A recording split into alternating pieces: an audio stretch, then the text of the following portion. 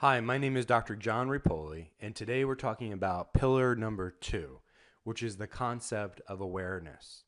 So, as we take the journey that we've discussed previously towards self actualization, and if you recall, the definition of self actualization is the drive, it's our duty of being and becoming, or actualizing that which is potential in all human beings on all dimensions: physical, emotional, relational, mental, and spiritual. Or simply put, it's becoming the best possible version of ourselves.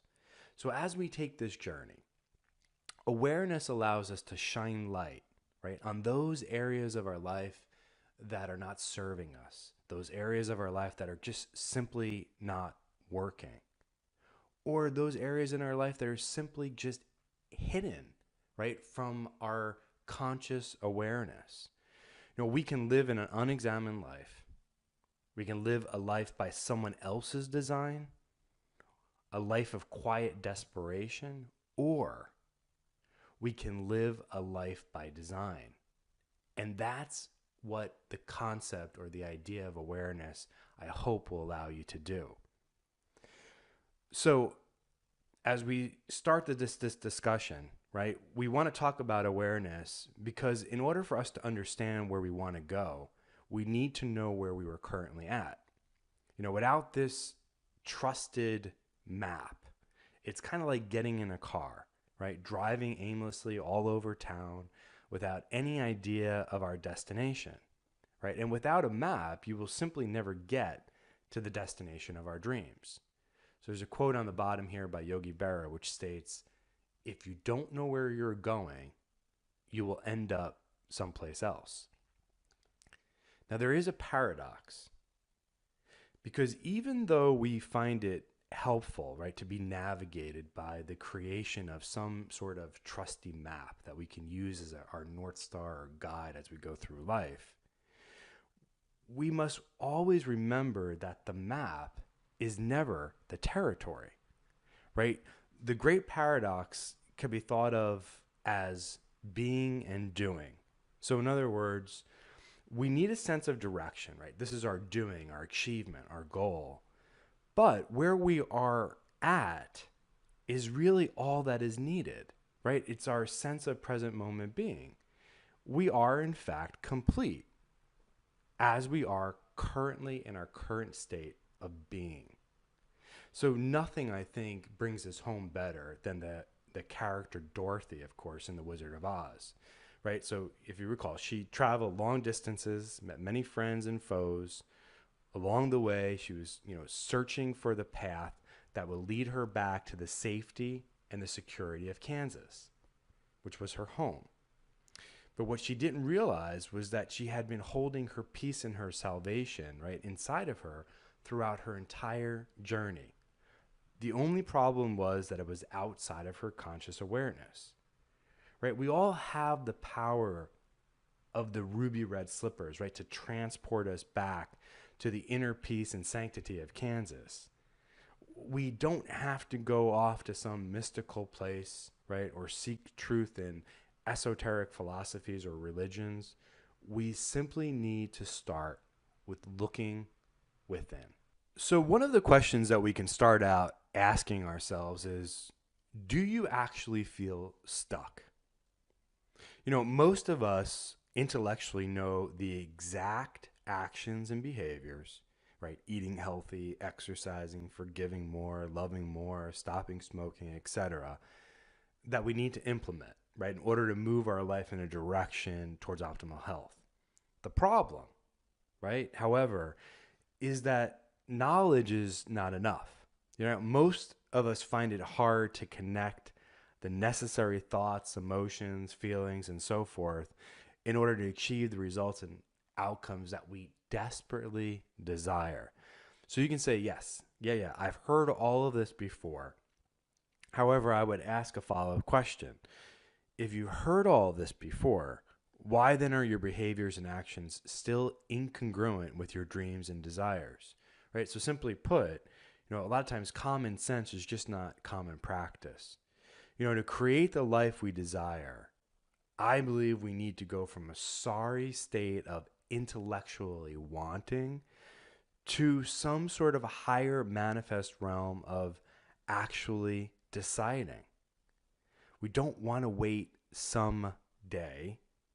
Our some days will run out someday. At every moment, our power is our ability to either react or to respond to a situation, right? In essence, we are either pushed by pain or pulled by some sort of possibility. Change, if you really think about it, is instantaneous. The decision to change, however, can last a lifetime. Some people say that change is difficult or it's painful, but I've come to believe that the creation of our highest self is not painful, but rather it's the resistance, right, that we have to the process of change that is actually making it appear so. We are literally making decisions at every moment of our life, most of which are unconscious to us. The time is now to participate consciously in the decisions that we're making and to put back into alignment, right, our values and our desires alongside our actions and behaviors. There's a quote from A Course in Miracles. It states, "If you are tempted to be dispirited by thinking how long it would take to change your mind so completely, simply ask yourself, how long is an instant?" So we're going to spend a few moments talking about the science of why we do some of the things that we do, or what's needed for us to take inspired action or inspired behaviors. We call it the alignment continuum of health.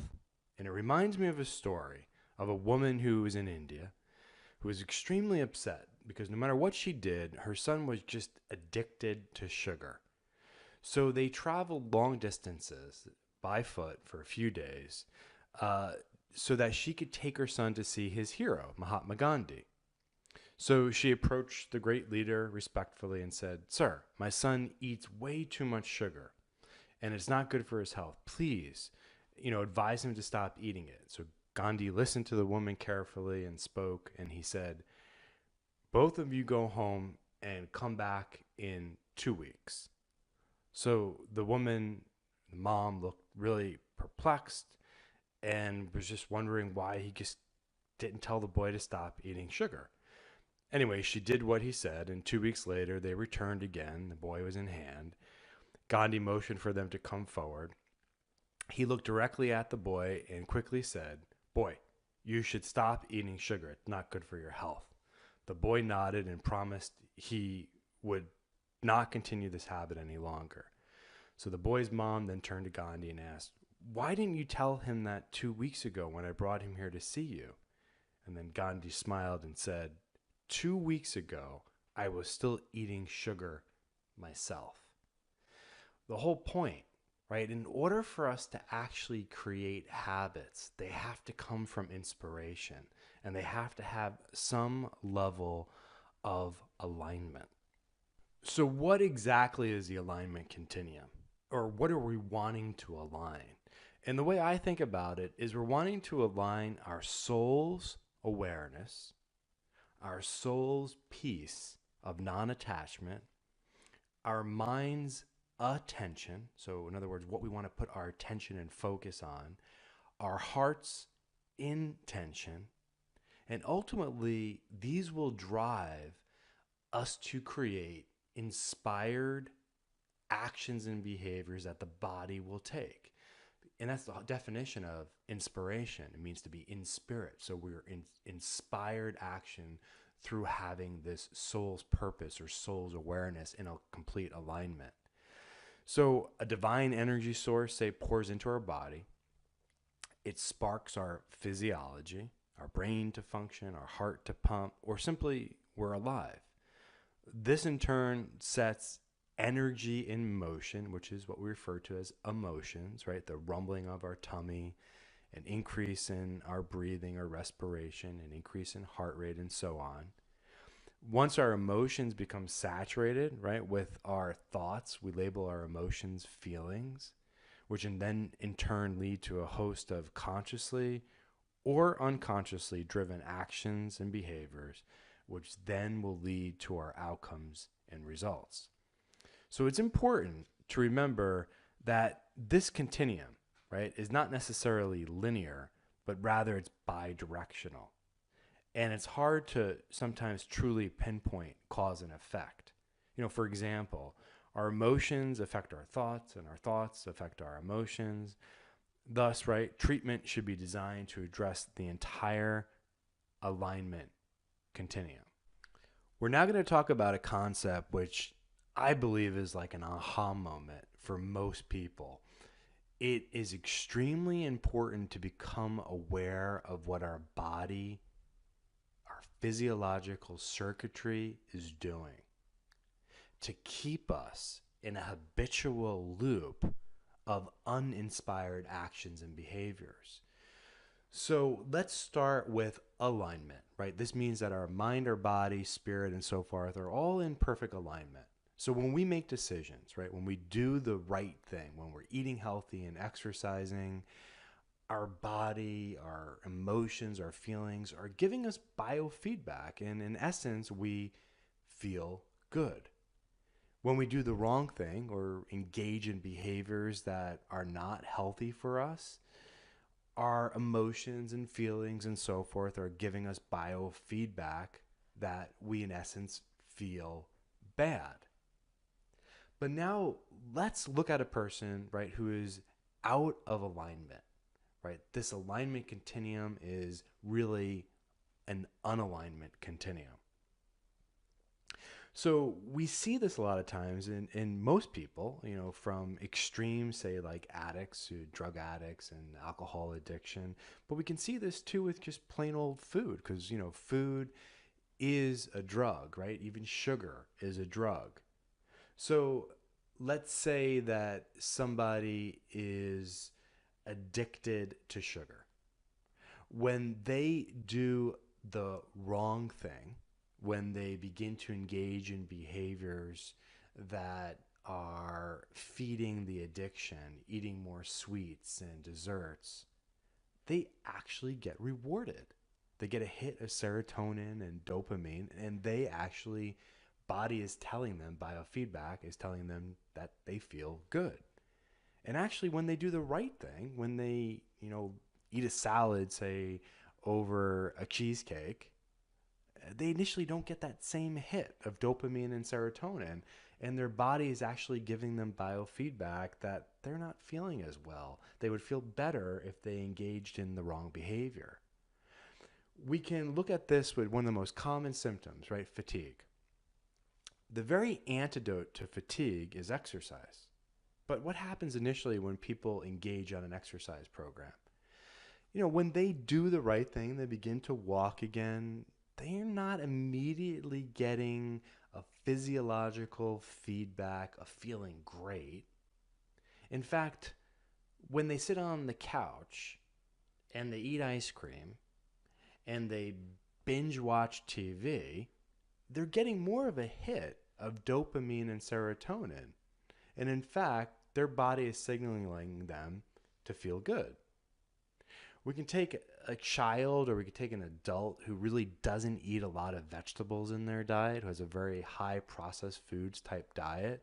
Our body can become addicted to pretty much anything.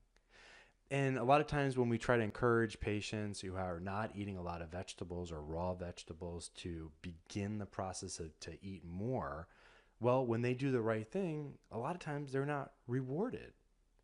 In fact, sometimes when people add in more vegetables and fruit into their diet, their stools could go completely upset where they can become loose or diarrhea because their body's just not used to it. And of course, when they do the wrong thing, when they engage in, again, desserts or pizza, their bowel movements may be returned, quote unquote, back to normal. That's because of a memorized behavior pattern that they have gone through. Now, if you recall, if you look at that entire alignment continuum, right, we can literally get addicted anywhere. So physiologically, we can get addicted through the production of neurotransmitters like serotonin and dopamine or hormones. like cortisol, which is the stress hormone. But we can get addicted to emotions. We can get addicted to feeling a certain way, and we can get trapped in this neuroadaptation or this pleasure trap model that we become addicted to feeling unhealthy. We become addicted to feeling sad. And the same thing goes with our mental activity, right? We can become, our mind can incarcerate us with almost anything, but we can become incarcerated in some sort of perpetual fear-based loop, right? By rewarding us for doing the wrong thing and then penalizing us for doing the right thing. So we need to shine alignment, awareness on all the activities and behaviors that we're doing in order for us to see where our body is actually giving us the wrong signals. So, one of the first exercises that you can do, in fact, before we begin to ask you to make dietary, health, lifestyle changes, I suggest you answer the questions and you begin to look as a witness to everything that you do, you think, you say, you feel throughout the day. And in fact, there's no need to change anything at this minute. We're just asking that you simply create awareness. In this step, you are simply creating the momentum, right? To get sick and tired of being sick and tired. We talked before about that neuroadaptation model, the pleasure trap model, where sometimes we can be fooled into feeling certain ways, even though it's not nurturing to us. By shining the light of awareness and understanding what our body and our emotions and our feelings are actually doing, we can begin to take back control to create the switch that is needed so that when we do the right thing, we get rewarded, and when we do the wrong thing, we get penalized. And that process for some people can take 30 days, 60 days, 90 days, and so forth. Everybody is completely different. So you're going to shine the light of awareness. What am I doing? What am I thinking? What am I feeling? What am I saying? And you're going to ask yourself simply throughout the day, is this nurturing? Is what I'm saying, is it toxic? Is it bringing me peace or equanimity? What do I need to stop, start, or continue doing? And what are my non-negotiables as I move forward on this journey? The practice of awareness gives us many, many different types of gifts. I believe, or I've distilled what I think are some of the most important aspects. So if we look at the different gifts of awareness, or another way of saying this is, as we increase in our consciousness, this is what we are gifted with. We uncover who we are and we unlearn who we are not. So we begin the practice of separating our true self with a capital S from all of the myriad of things that we falsely identify with, such as our careers, our jobs, our roles like mom, dad, sister, our physical body. We unlearn all of our past programs that were implanted in our psyche by our parents and our schools and authoritative figures and religions. I mean, we literally accumulate different stories and narratives at every leg of the journey, from infancy to childhood to adulthood. So we unlearn all of these past programs, these past limiting beliefs, and we begin to rely more on that which is inherent in all of us, which is this innate intelligence, which is giving us life. You know, this power that we uncover, right, is the same power that takes an acorn to an oak or a caterpillar to a butterfly. It's the very power that brings together the sperm and the ovum, allows the earth to revolve around the sun, fuels the galaxies, and that which is literally found in the 50 to 100 trillion cells in the human body. So as we unlearn all of our past programs of who we are not, We begin to put more reliance and trust and surrender into our inherent wisdom that lies sometimes dormant as a potential that we need to actualize below the surface.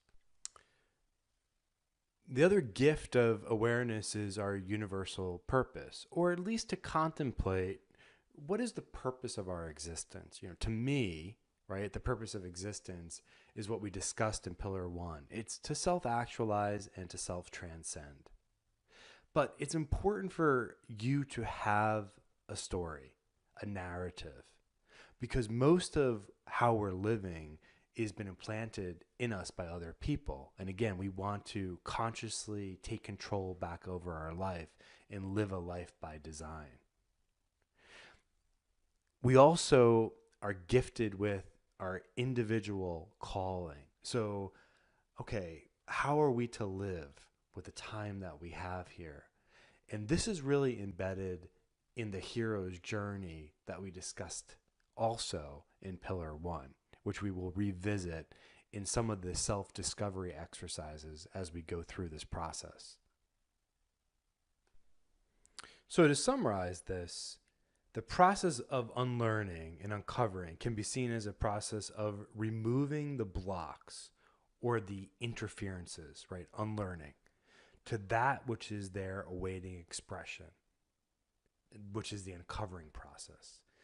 Nature innate asks us to create alignment of this great wisdom while simultaneously removing the impediments that stand among her path. So I'm reminded of a quote again from A Course in Miracles, which says, and it's the very opening lines, but it says, "The Course does not aim at teaching the meaning of love, for that is beyond what can be taught.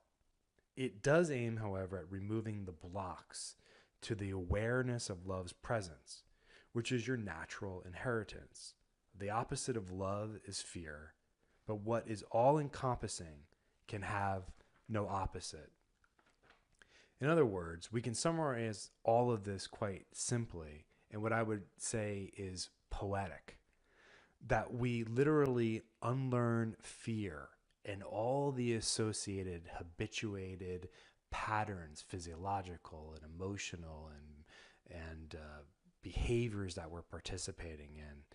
And we uncover poetically love, which is that inherent wisdom, which is there dormant and wanting to actualize in all of us. So what lens are you using to interpret your reality? So you may say, what do you mean lens am I wearing?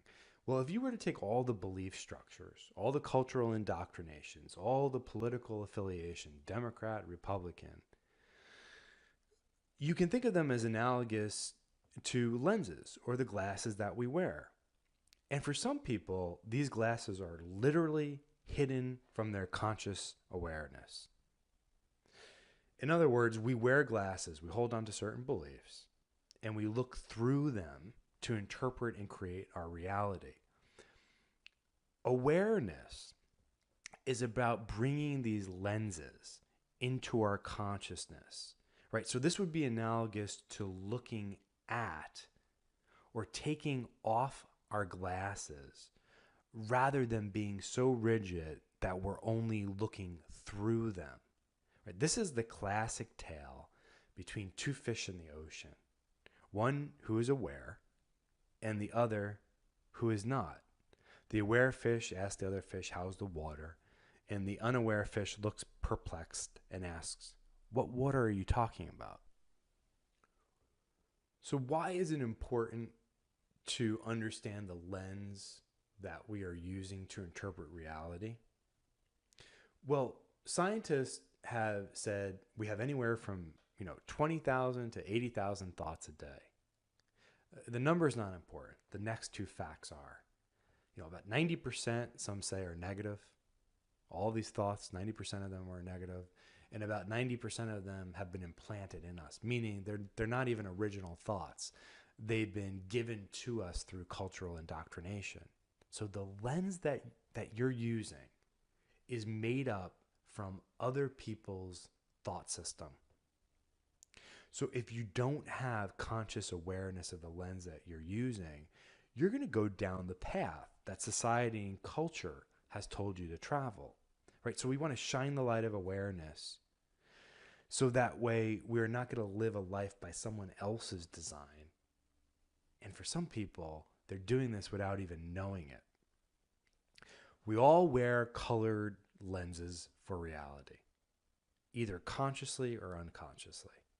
So scientists, philosophers, and even theorists, such as from spiral dynamics into integral theory, have all different names to talk about these different lenses of reality. Some call them memes, structures of consciousness, and so forth. For our purposes here, we're going to discuss a really simple and more useful continuum to help us on a journey for self-actualization.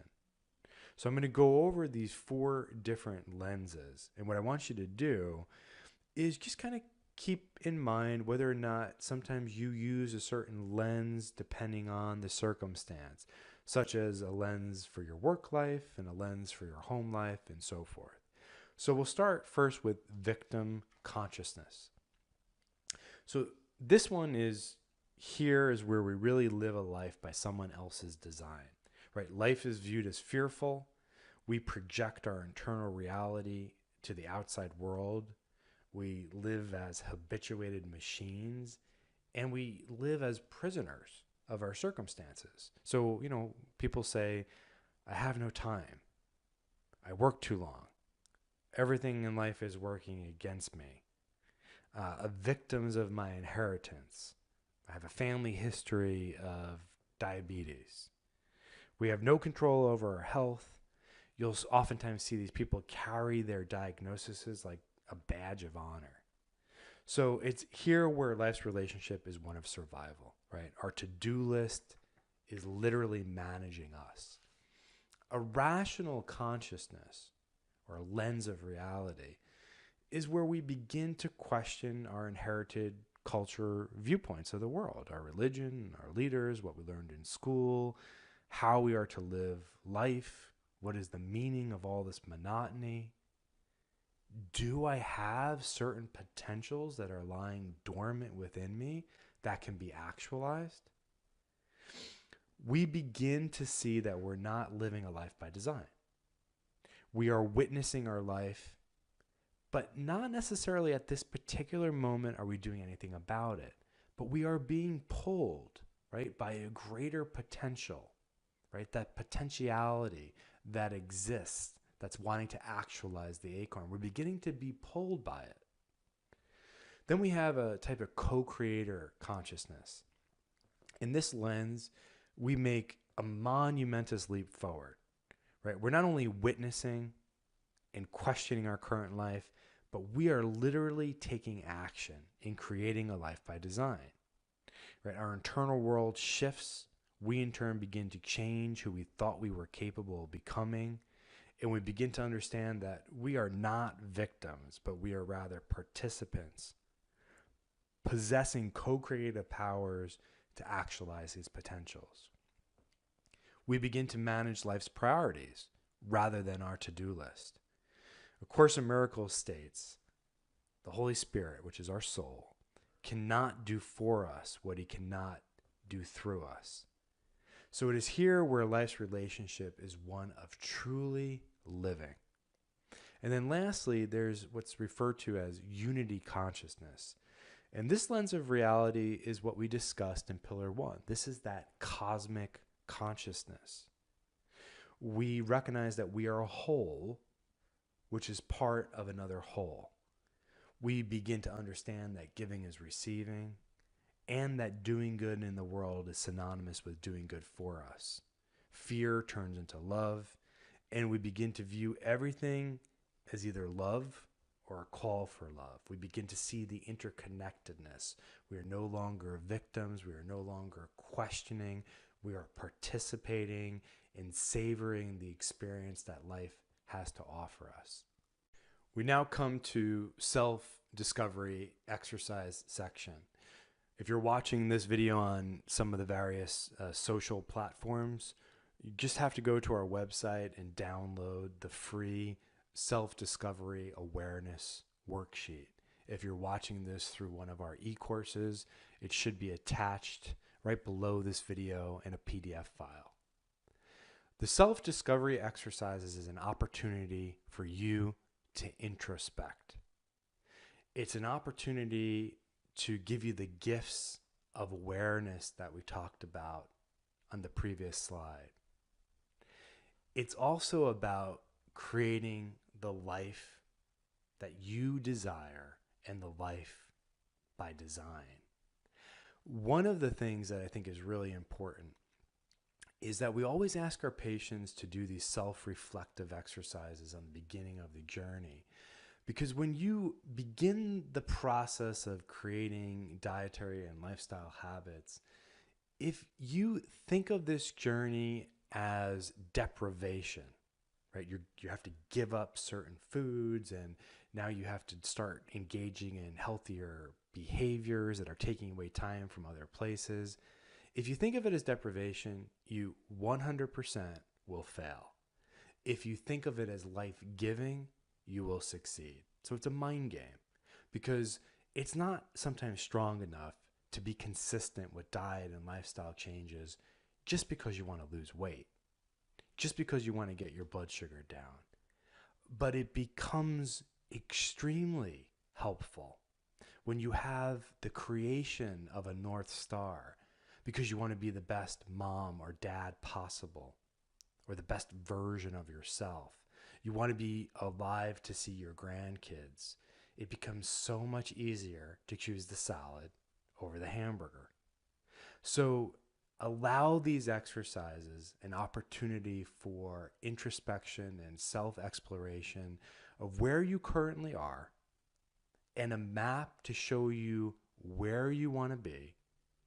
And as you take the steps over the course of the weeks and months ahead, you're simply closing the gap from where you currently are and from where you want to be. So we're going to look at what I believe is one of the most important exercises, and that comes from the late mythologist Joseph Campbell and his famous saying, "Follow your bliss." So we've covered this in one of the past pillars. This is the hero's journey, but just to recall, this is the circular adventure, right, of leaving home, which is our safety and security, and battling the demons and the dragons in both the outside world and deep within the recesses of, say, the interior mind. Before we do that, though, sometimes we go into what's called the belly of the whale, right, or the dark night of the soul. And it's here we lose identification from who we thought we were. But we're also in a really fuzzy area because we haven't yet identified with that which we are becoming, which is that potential. So we get lost in the belly of the whale. We get lost in the dark night of the soul. But we have this call to adventure that calls us in the beginning. And this call is still pulling us. It's pulling us out of the belly. And we then create and win these battles, right? We win the battles, we transcend, all the dragons are slayed, and then we're gifted with our unique boon, or this elixir. And then after receiving the gifts of transcendence, after we get the gifts and we realize the potentials and the talents that existed, the universe calls one more time, and it beckons for a return home. And if we heed the second calling, right, this is where we are transformed from the ordinary to the hero, right? The hero, in essence, is the one who returns home to the place, like we said with Dorothy, who metaphorically had never left. And now it's an attempt to share this self-discovery with the world. So one of the self-discovery exercises is following your bliss, following that individualized calling, and the creation in some ways of a personal mission statement. So Joseph Campbell says, "You enter the forest at the darkest point where there is no path. Where there is a way or a path, it is someone else's. You are not on your own path. If you follow someone else's way, you're not going to realize your potential. So I want you to use the following questions in the worksheet to help guide you in creating a map for your individual calling. It doesn't have to be lengthy. In fact, the shorter, the better. The statement you create will serve as a friendly reminder, a compass, or like we said, the North Star, as you go through all the days and weeks, years to come. The creation of your mission statement should inspire you. It should be grounded in service for others. Represent the man or the woman you wish to be. It should stretch you to grow and possibly include the impact you desire to have in the world. So, if you don't think you have a unique calling, then your purpose or your mission is simply to enter into a journey of discovering this unique purpose. That's it. As you set on this journey of discovery, you'll be guided by that universal purpose that we talked about, which is just to be the best version of yourself, the self-actualizing in all dimensions, along with the virtues that you may have discovered that you want to live by. So, examples of personal mission statements. My purpose is to be the best husband, wife possible, and to experience happiness in my life. My purpose is to be as round as long as I can for myself, my children, my grandbabies. My purpose is to maximize my longevity while aging gracefully. My purpose is to simply live a life that allows me to use my spiritual rather than physical eyes in order to see the sacred in everything around me, the ordinary. My purpose is simply to self-actualize, to become the best possible version of myself. And if I fall short, I will bring into my awareness where I was wounded or faltered and simply use the present moment to forgive myself and start anew, again and again. So those are examples of different mission statements that you can create. And it just helps to hold that as your North Star as you go through day after day after day. So there's lots of questions that are contained within the self-discovery exercises that you can read over to kind of help you go through this process. And you don't have to do all of the exercises in the worksheet. You can read through all of them. And whatever one jumps out at you, I would just do those. But I would definitely take some time, no matter where you're currently at, to introspect. And this is the gift of awareness. Thanks so much for listening.